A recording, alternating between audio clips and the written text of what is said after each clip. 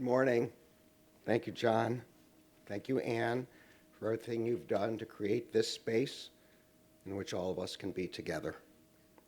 On behalf of the entire Justice Department, I want to express my condolences for the unimaginable pain and loss that those who are gathered here today have experienced. To each and every one of you, we are so grateful that you have joined us.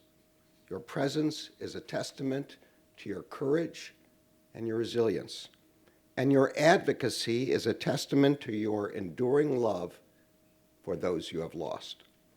By sharing their stories, you are honoring their legacies, and you are bringing the kind of awareness and attention that we know saves lives. I know that there is nothing that I or anyone can say that will bring back your loved ones. But I also know that you are here today to try to prevent any other family from going through what you have endured. So I want to provide some updates on the Justice Department's efforts to combat this epidemic. First, we are trying to make everyone in our country aware of the urgent threat posed by drug poisoning and the overdose epidemic. All of us in this room know that this epidemic is being fueled by synthetic opioids, primarily fentanyl. We know that fentanyl is a nearly invisible poison and that many people who take it have no idea that they are taking it. We know that is because violent drug cartels are manufacturing and moving fake pills designed to look exactly like brand name drugs, and instead they contain deadly fentanyl. And we know that no one person and no one family can defeat the epidemic alone. We need each other. That is why the Justice Department is providing resources to public health and public safety programs across the country.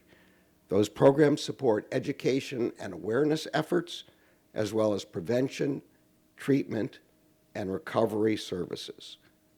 Today, I can share that the Department's Office of Justice Programs will be awarding a total of over $345 million in grant funding, training, and technical assistance to support these efforts in the coming year.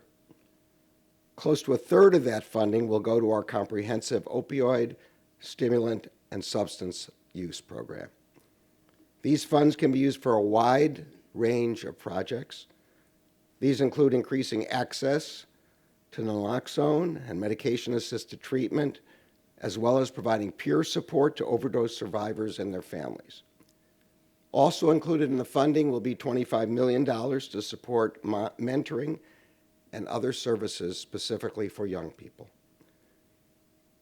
These include support for young people who have been affected by opioid and other substance use, as well as those who are at risk for misusing these substances. No one, especially no young person, should have to face this threat alone. In addition to prevention and support, we are committed to bringing to justice those responsible for the epidemic in the first place. I'm grateful to Administrator Milgram and the extraordinary men and women of the DEA who are working with their state and local partners every day to seize deadly drugs. So far in 2023, the DEA has seized over 55 million fentanyl pills and over 9,000 pounds of fentanyl powder.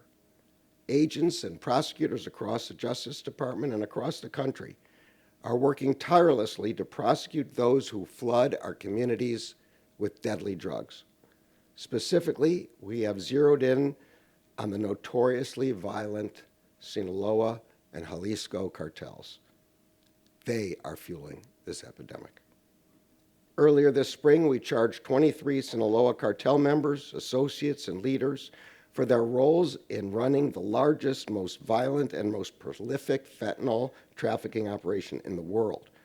Our indictments describe in detail how these cartels operate, without respect for human rights, for human life, or for the rule of law.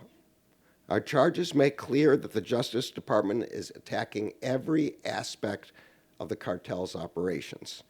That includes going after their suppliers in China who sell fentanyl precursors to the cartels.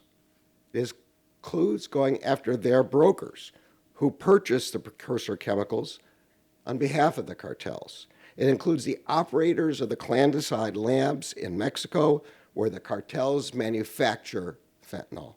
It includes the leaders of the cartel's security forces who protect those labs and terrorize communities. It includes the weapons suppliers who arm the cartels with firearms smuggled into Mexico from the United States.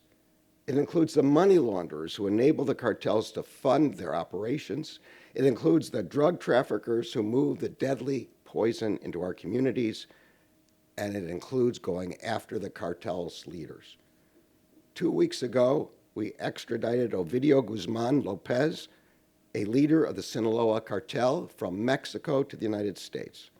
He is the son of the infamous El Chapo, and one